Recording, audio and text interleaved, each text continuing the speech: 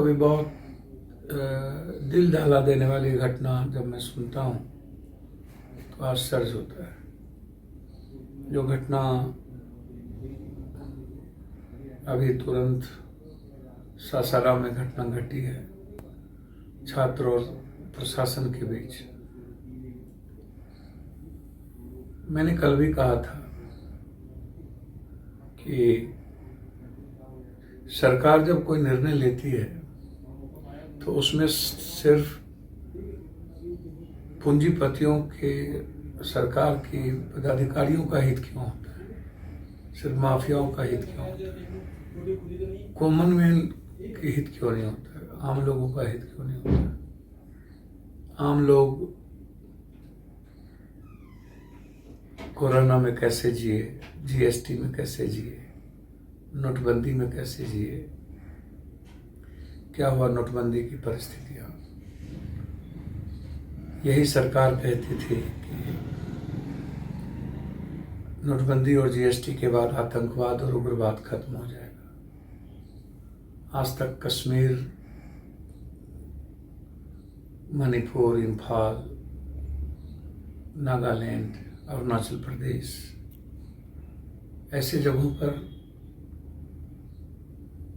भारतीय आम लोगों की खून से लथपथ लाशें हजारों की संख्या में मिलती जा रही। हमारे आम सैनिक मरते जा रहे। क्या हुआ?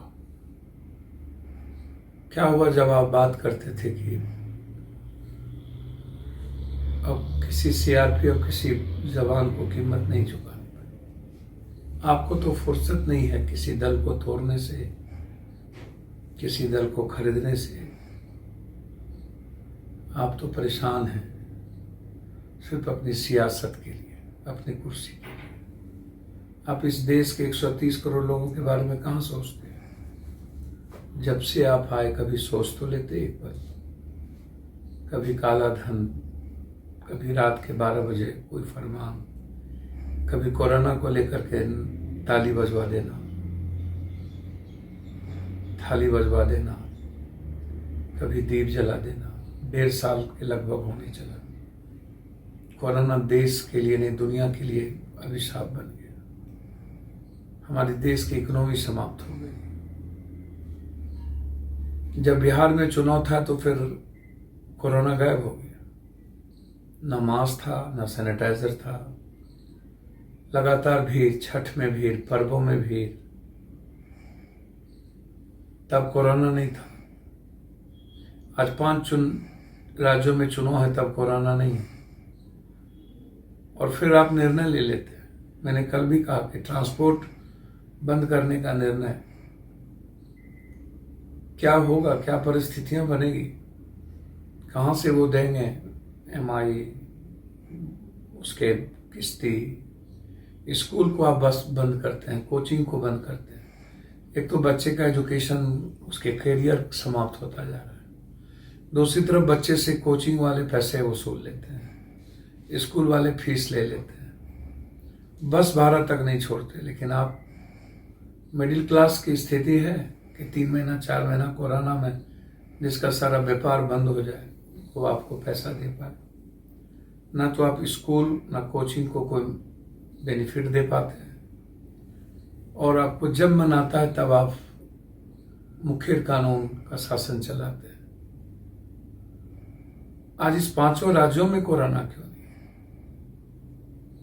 अब कौन से पैसे को आप कहाँ ठिकाना लगाना चाहते हैं? जीएसटी, नोटबंदी तो है नहीं। अब टैक्स के पैसे को आप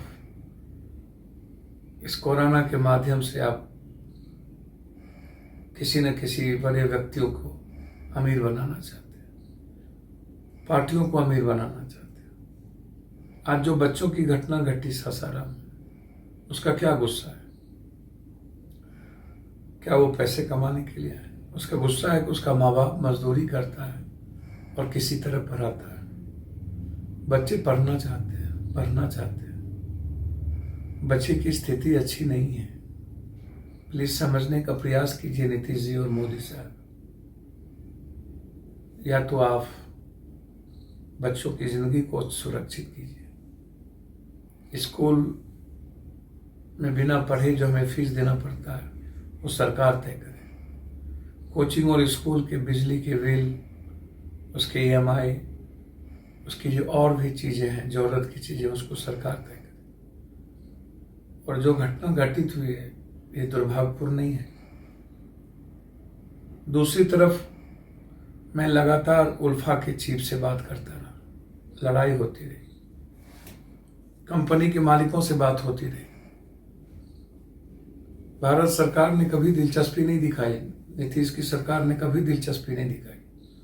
मैं उस माँ को, उस पत्नी को, उस पिता को धन्यवाद दूंगा जिन्होंने दिल की गहराई से भगवान से दुआ मांगी थी, आशीर्वाद मांगा था। आज उसके बच्चे राम कुमार जी उनके बीच, हम सब के लिए, खगड़िया वासियों के लिए, उस परिवार के लिए, उस गांव के लिए ये गर्व का विषय है।